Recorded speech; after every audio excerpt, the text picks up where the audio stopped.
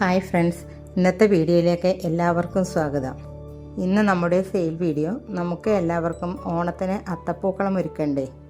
അതിനുവേണ്ടി ബന്ദിയുടെയും ജമന്തിയുടെയും തൈകളാണ് ഇന്ന് സെയിലിനുള്ളത്. ഈ വീഡിയോ സ്കിപ്പ് ചെയ്യാതെ മുഴുവനായി കാണാൻ ശ്രമിക്കുക. ഈ വീഡിയോയിൽ തന്നെ പ്ലാന്റ്സിൻ്റെ സൈസും റേറ്റും എല്ലാം ഉൾപ്പെടുത്തുന്നതാണ്.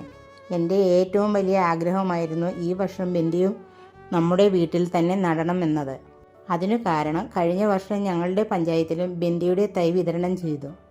ഞാനും ബന്ദി വാങ്ങാൻ അവിടെ ചെന്നു. അപ്പോൾ കുടുംബശ്രീ യൂണിറ്റിനും തൊഴിലുറപ്പുകാർക്കും മാത്രമേ കൊടുക്കൂ എന്ന് പറഞ്ഞു. എന്നിട്ട് പിന്നീട് കൊടുത്തത് മെമ്പറിന് താല്പര്യമുള്ളവർക്ക് മാത്രം. അതുകൊണ്ടാണ് ഈ വർഷം ഹൈബ്രിഡ് വിത്ത് വാങ്ങി ഞാൻ തന്നെ മുളപ്പിച്ചെടുത്തത്. ചിലപ്പോൾ നിങ്ങളിൽ ആർക്കെങ്കിലും ഈ അനുഭവം ഉണ്ടായി കാണും. അതുകൊണ്ടാണ് ഞാൻ ഈ ബന്ദി തൈകൾ സെയിലിന് ചെയ്യുന്നത്. ഇതെല്ലാം നല്ല ഹെൽത്തി പ്ലാന്റ്സുകളാണ്.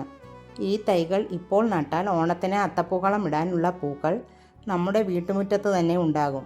ബന്ദിയുടെ ഈ 2 കളർ തൈകളാണ് ഇപ്പോൾ നമ്മുടെ കയ്യിൽ സെയിലിനുള്ളത്. ജമന്തിയുടെ 1 കളർ മാത്രമേ ഉള്ളൂ. ഇത്രയും വലിപ്പമുള്ള തൈകളാണ് സെയിലിനുള്ളത്.